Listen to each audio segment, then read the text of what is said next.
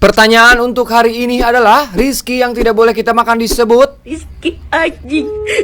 Rizky anjing. Halo barudak, kumaha kabarna? Cager? Well, tidak pernah bosan setiap awal video Uing teh selalu mendoakan kalian semua diberi kesehatan selalu, dilancarkan rezekina, dipermudah segala tetek bengek urusana.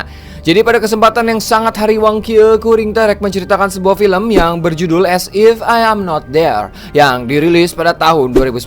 Jadi pada film ini akan menceritakan di mana terdapat seorang wanita yang merupakan guru relawan di mana dirinya dipaksa menjadi tawanan perang oleh tentara Serbia. Ketika wanita itu menjadi tawanan, dirinya diperlakukan seperti hewan dan yang lebih parahnya lagi, ia dipaksa untuk dijadikan pemuas nafsu para tentara Serbia. Penasarin? Kita masuk ke alur ceritana.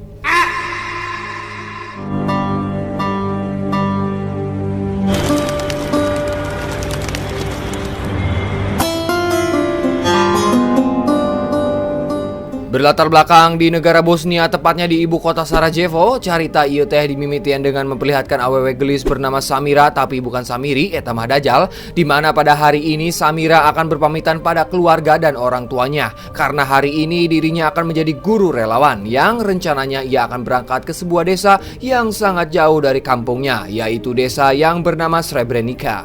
Kemudian setelah berpamitan kepada orang tuanya, Samira pun menaiki sebuah bus prima jasa dan menempuh perjalanan yang lumayan panjang.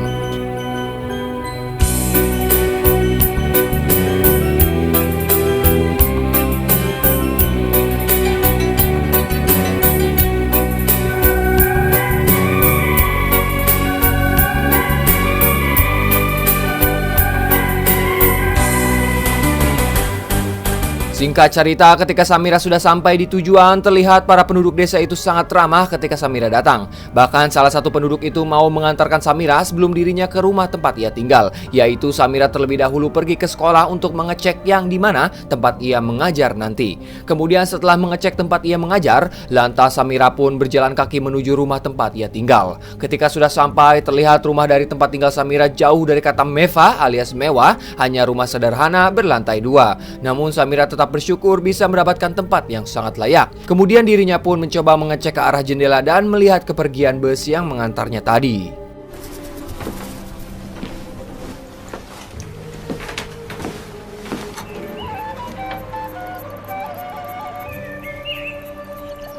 Singkat cerita, pagi pun caang, di mana hari ini adalah hari pertama Samira untuk mengajar anak-anak di sekolah dasar. Ketika sudah sampai di sekolah itu, terlihat di luar kelas para murid sudah menunggu kedatangan Samira. Lantas ia pun memperkenalkan dirinya kepada murid-murid yang lain. Halo, nama aku Samira, aku berasal dari kota Sarajevo untuk mengajar kalian sampai guru kalian yang dulu kembali datang. Samira pun mencoba bertanya kepada murid yang lain, apakah salah satu dari kalian pernah ke Sarajevo? Namun salah satu murid malah mengatakan bahwa gurunya yang dulu tidak akan pernah kembali seperti guru-guru yang lain. Semua orang sudah tahu jika ibu tidak menyembunyikan apapun, tidak ada yang perlu ibu takuti. Lantas Samira pun menjawab, tentu saja aku berada di sini hanya untuk mengajar kalian sebagai guru. Nah, dari perkataan anak-anak itu, nampaknya Samira curiga ada apa sebenarnya dan kemana guru-guru itu. Penasarin? Nonton sampai beres, oke barudak? Lanjut. Zdravo. Došla sam iz Sarajeva da vam držim nastavu dok se vaša učitelj... Nemaš se čega ni bojati. A i svi ostali. Moj otac kaže, ako... Kemudian Samira pun ikut bermain dengan para murid-murid di luar sekolah, yaitu ke sebuah bukit yang berada di desa tersebut. Terlihat pemandangan di desa itu begitu sangat indah. Namun perasaan hariwang pun mulai muncul ketika Samira melihat asap hitam dari kejauhan yang mengebul. Tak hanya itu, Samira juga mendengar suara dar-der-dor dari desa sebelah. Karena merasa khawatir, Samira pun mencoba menghubungi keluarganya lewat telepon. Namun dari keluarganya tak ada jawaban sama sekali. Lantas ia pun mencoba menulis surat yang rencananya akan dikirim ke keluarganya, di mana pada surat itu Samira mengatakan, ibu dan ayah tersayang, aku berharap semuanya baik-baik saja.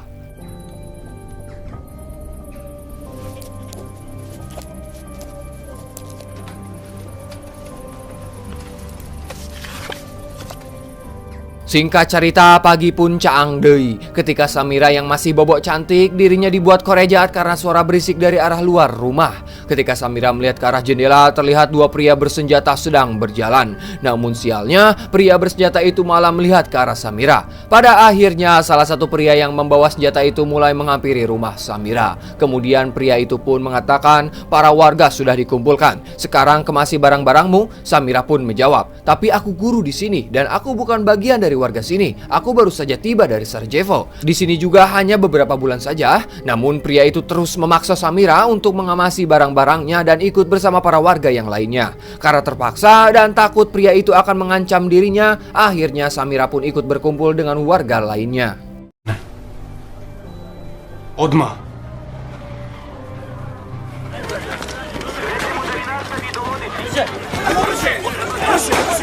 Para pria yang menggunakan senjata itu mencoba menembak ke arah udara dan berhasil membuat para warga desa berkumpul. Lantas seluruh warga pun diperintahkan untuk masuk ke sebuah gudang. Tak berselang lama, pemimpin dari kelompok itu pun datang dan mengatakan, kami mendapatkan perintah untuk memindahkan kalian semua dan ini demi kebaikan kalian. Kemudian pemimpin kelompok itu pun memerintahkan para warga untuk berbaris sesuai dengan jenis kelamin, yang dimana para pria dewasa maupun anak kecil laki-laki diperintahkan untuk berbaris di luar gudang, sedangkan para wanita dan gadis kecil tetap berada di dalam gudang. Ketika para pria itu sudah berada di luar, tak berselang lama terdengar suara tembakan senjata, yang ternyata kelompok bersenjata itu menembaki seluruh pria maupun anak kecil laki-laki yang ada di desa itu. Ajmo brže to. Ajmo brže. Ispred tebe gledaj. Pravo gledaj.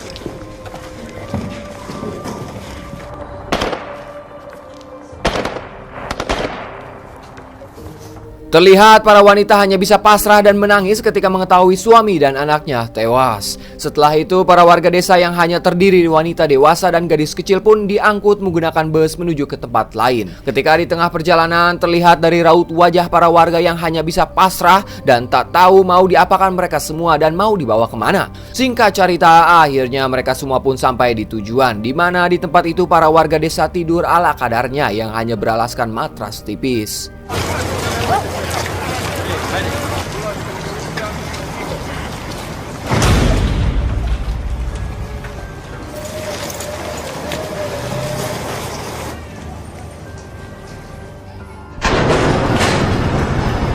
Ne gledaj ništa napolje. Singkat cerita, pada keesokan harinya seluruh wanita yang ada di gudang itu pun diperintahkan untuk keluar. Terlihat gudang itu berada di tengah ladang yang luas. Lantas para wanita itu diperintahkan untuk si benget alias cuci muka dan buang air kecil secara bergantian di luar gudang. Namun di sisi lain terlihat para wanita yang berusia lanjut mulai terserang penyakit karena mereka tak diberi makanan sedikit pun, ditambah tenaga medis yang hanya seorang diri sehingga membuatnya sangat kerepotan. Pišaj!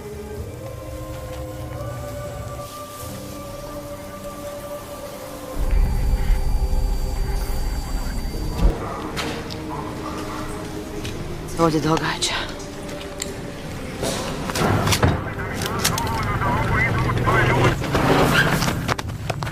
Malam pun poek ketika seluruh wanita sedang tertidur pula. Samira yang terbangun melihat seorang wanita berusia muda dijemput paksa dan dipindahkan entah kemana.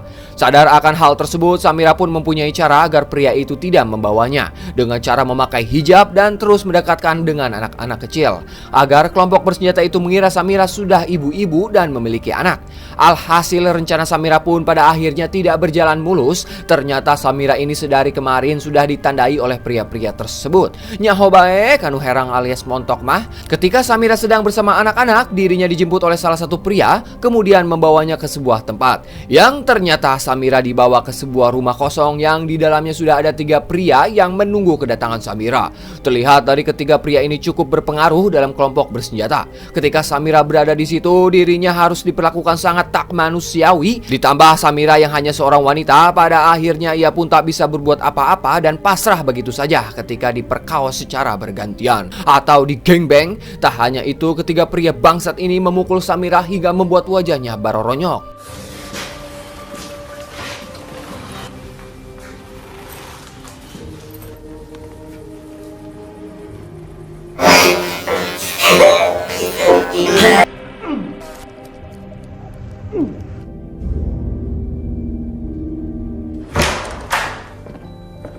Setelah itu, Samira pun dipindahkan ke sebuah tempat yang dimana pada tempat itu terdapat seorang gadis kecil dan 4 wanita dewasa. Dan mereka ini semua bisa dibilang wanita-wanita pemuas nafsu para kelompok senjata itu, yang bisa kapan saja dipakai oleh mereka, termasuk gadis kecil yang ada di situ. Di tempat yang sekarang ini, akhirnya Samira diberi makan dan bisa dibilang tempat yang lebih layak dari sebelumnya. Walaupun begitu, Samira tetap waspada karena suatu saat nanti pasti mereka-mereka itu akan memperkaos dirinya lagi. Singkat cerita, ketika wajah Samira yang bonyok sudah membaik dan kembali gelis, benar saja ia pun kembali dipanggil untuk memuaskan hawa nafsu para pria bejat itu.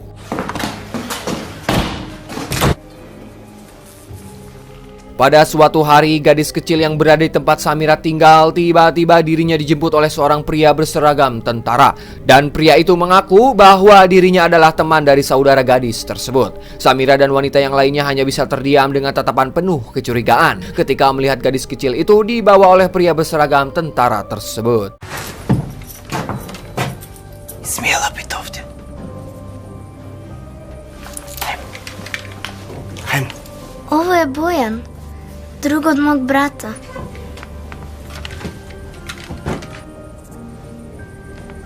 Kecurigaan Samira pun ternyata benar ketika gadis itu sudah kembali, terlihat dirinya sudah terluka parah di bagian punggung.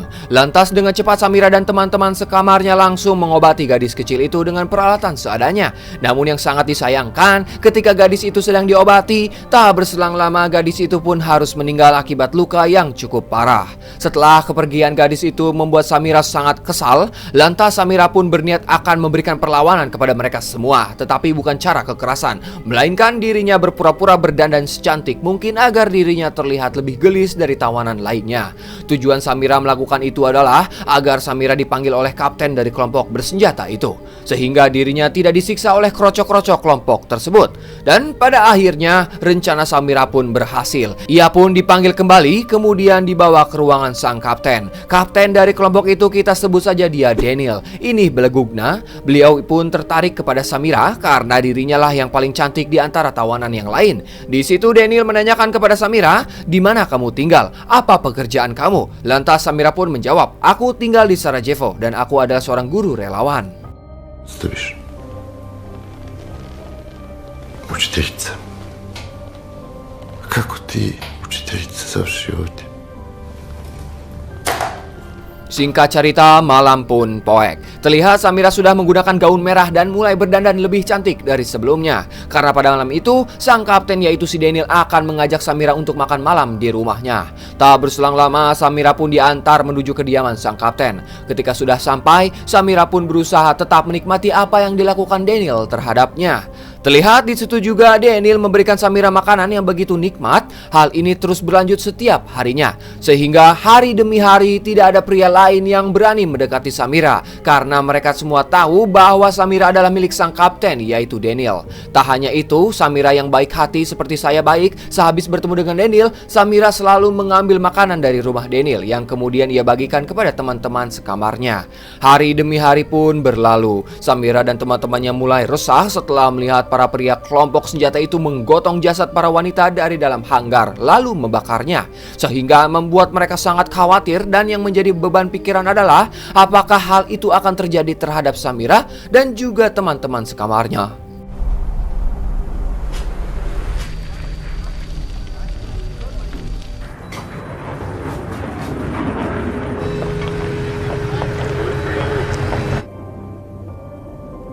Singkat cerita, pada suatu hari Samira dan teman sekamarnya diperintahkan untuk segera berkemas dan masuk ke dalam bus. Sebelum pergi, Samira menemui Daniel untuk salam perpisahan. Di situ Daniel mengatakan kepada Samira bahwa perang di negaranya telah selesai. Kemudian ia pun memberikan beberapa lembar uang kepada Samira, yang ternyata selama ini para kaum wanita dan juga Samira dijadikan tawanan perang oleh tentara Serbia yang menolak proklamasi negara Bosnia. Akibat perbedaan budaya etnis dan agama menjadi salah satu pemicu perang tersebut, sehingga menewaskan ratusan ribu orang yang tak bersalah.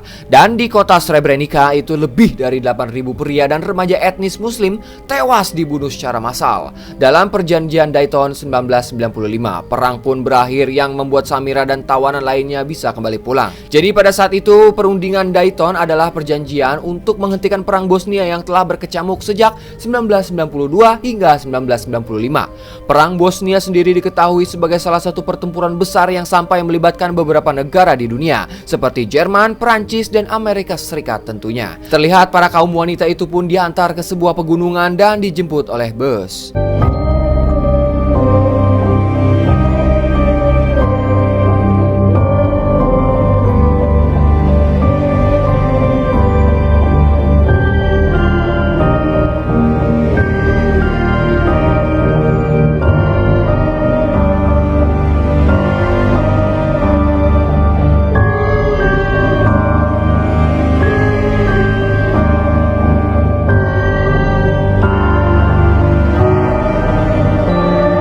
Singkat ceritanya, Samira pun mengunjungi dokter kandungan yang ternyata dirinya reneh karena sering digenjot oleh para tentara saat menjadi tawanan. Di situ Samira pun berpikir dan berencana akan menggugurkan kandungannya.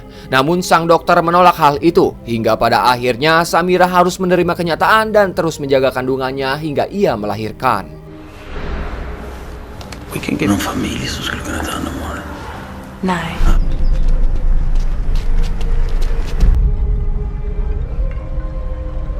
Som jag hittar. Och så ska jag ha ett...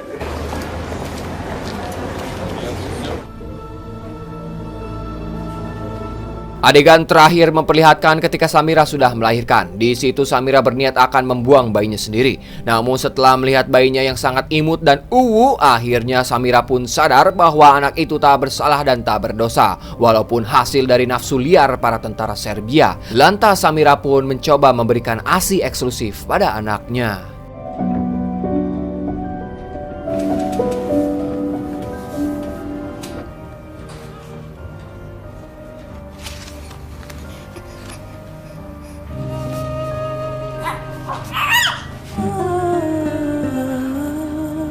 Dan film pun anggesan.